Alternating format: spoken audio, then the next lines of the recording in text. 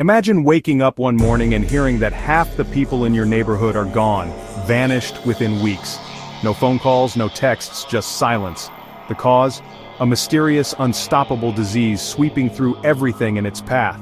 This isn't a scene from a science fiction movie. This really happened in the 1300s. It was called the Black Death, and it changed the world forever. Hi everyone! In the next few minutes, we're going to break down the story of the Black Death. What it was, how it happened, and why it still matters today. Let's get started.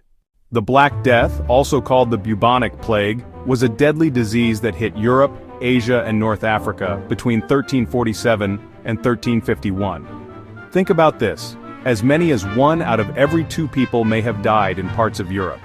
The culprit? A tiny bacterium called Yersinia pestis, carried by fleas that hitched a ride on rats. Yes, rats were a huge part of this disaster.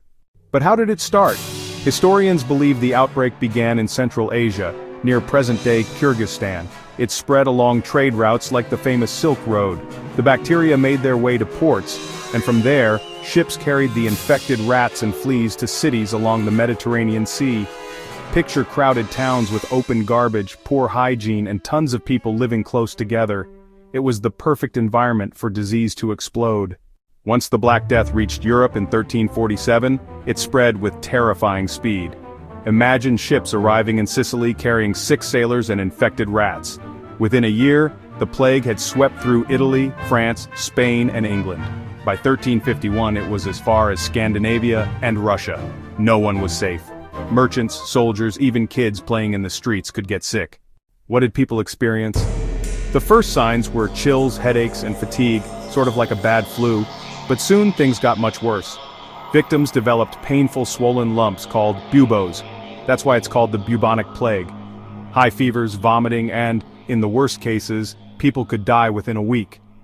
Imagine living every day knowing a simple cough could be a death sentence. With so much death around, people panicked. No one knew what caused the disease, so wild rumors and superstitions ran wild. Some thought it was punishment from God, others blamed outsiders. Doctors wore creepy, beaked masks to try to protect themselves, not realizing the real enemy was hiding on tiny fleas. City leaders tried lockdowns, quarantines, and even burned parts of towns to stop the disease, but nothing really worked.